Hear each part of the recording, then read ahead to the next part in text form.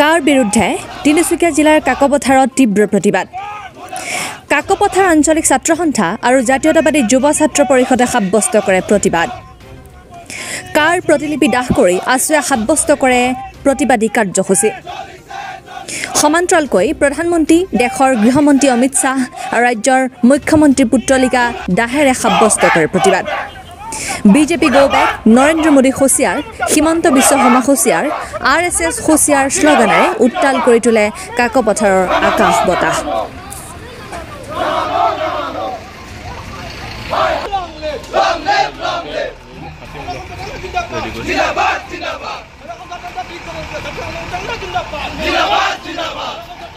ছাত্ৰ পৰিষদে এটা কথাই কৈছোঁ যে অসমত কা কোনো ৰাইজে মনা নাই, অসমীয়া খিলঞ্জীয়া ৰাইজে কা নামানে।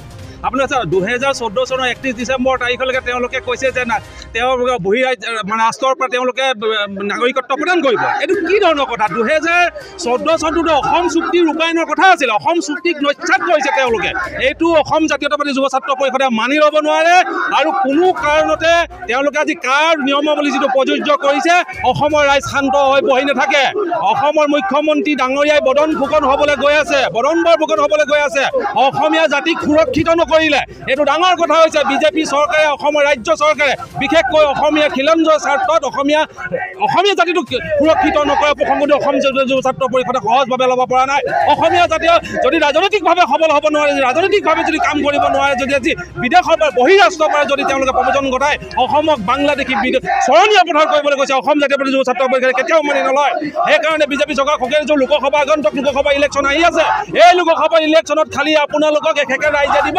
সেইকাৰণে আপোনালোকে কা প্ৰযোজ্য কৰি আপোনালোকৰ ভোটৰ মুনাফাৰ কাৰণে এই কাম কৰিছে। আৰু চাওক, আপোনালোকে অসমৰ মুখ্যমন্ত্ৰী, প্ৰাক্তন মুখ্যমন্ত্ৰী সৰ্বানন্দ সোণোৱাল নিজৰ গাদী ৰক্ষা কৰিবৰ কাৰণে তেওঁলোকে অসমীয়া স্বাৰ্থত ৰাইজৰ হকে মাত মতা নাই। হিমন্ত বিশ্ব শৰ্মাই নিজৰ গাদীখন সুৰক্ষিত কৰিবৰ কাৰণে ৰাজ্য আমাৰ এই ভূমিপুত্ৰসকলৰ স্বাৰ্থত মাত মতা নাই।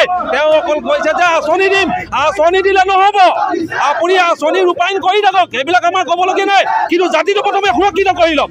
জাতি সুৰক্ষিত নকৰিকে আপুনি যদি আজি আইন বলবৎ কৰিব, নিয়মাৱলী প্ৰযোজ্য কৰিবলৈ আছে, সেইটো অসম জাতীয়তাবাদী যুৱ ছাত্ৰ পৰিষদে চৰকাৰ আৰু অসমৰ হিমন্ত বিশ্ব শৰ্মাই চৰকাৰখনে জনসাধাৰণক বুঢ়া আঙুলি দেখুৱাই আজি কা বলবৎ কৰা কাৰ্যক আমি পোনপ্ৰথমে কাকপথাৰ আঞ্চলিক ছাত্ৰ সন্থা আমি ধিক্কাৰ জনাইছোঁ, গৰিহণা জনাইছোঁ।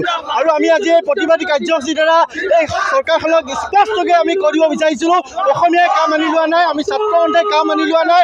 আৰু অনাগত দিনত তেখেতলোকে আমাৰ আন্দোলনৰ কিন্তু মুখামুখি হ'বলৈ তেওঁলোকে সাজু হওক।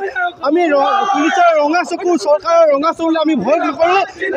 আমি কিন্তু আন্দোলন কৰি যাম, গণতান্ত্ৰিকভাৱে আমি আন্দোলন কৰি যাম, আমি শান্তি শৃংখলাভাৱে আন্দোলন কৰি যাম। কিন্তু যিদিনাখনলৈকে এই আইন বাতিল নহ'ব, যিদিনাখনলৈকে এই নাগৰিকত্ব সংশোধনী আইনখন বাতিল নহ'ব, সেইদিনাখনলৈ কিন্তু ছাত্ৰ সন্থাই ক্ষান্ত হৈ নাথাকে। আমি আন্দোলন কাৰ্যসূচী হাতত ল'ম আৰু কৰি যাম। আমি ৰাইজৰ সহায় সহযোগিতা বিচাৰিছোঁ আৰু আমি সকীয়াই দিছোঁ এইখন কেন্দ্ৰীয় চৰকাৰ আৰু এই অসম চৰকাৰক যে তেখেতলোকে বাংলাদেশৰ পৰা আনি বিদেশী পক্ষ লোৱা বন্ধ কৰক, অসমীয়াৰ পক্ষ ল'বলৈ তেওঁলোকে যত্ন কৰক। আৰু তেওঁলোকৰ যি ৰাজনৈতিক ষড়যন্ত্ৰ, এই ষড়যন্ত্ৰ কিন্তু সফল হ'ব দিয়া নহ'ব। আমি কিন্তু অনাগত দিনত তীব্ৰ আন্দোলন কৰিবলৈ সাজু হৈছোঁ।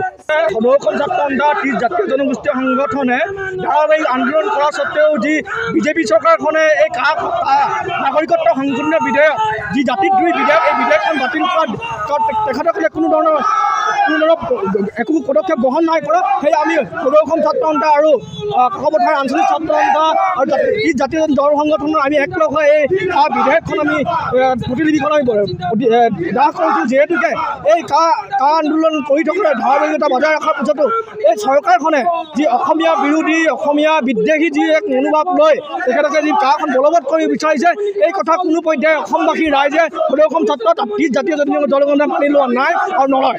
আৰু যি অসমৰ ৰাইজক সংখ্যালঘু কৰাৰ যি এক অসমীয়া মানুহক বিশেষ কৰাৰ যি এক পৰিকল্পনা কৰিছে, এইটো কোনো পৰ্যায়ে অসমবাসী ৰাইজে মানি লোৱা নাই আৰু নলয়। যদি এই কা বিৰোধী আইনখন যদি বাতিল নকৰে, অসমৰ সমূহ দল সংগঠন, অসম ছাত্ৰ সন্থা আৰু অসমৰ ৰাইজ জাগি এই বৃহৎ এক প্ৰতিবাদী গঢ় লৈ বুলি আমি বদ্ধপৰিকৰ হ'ব।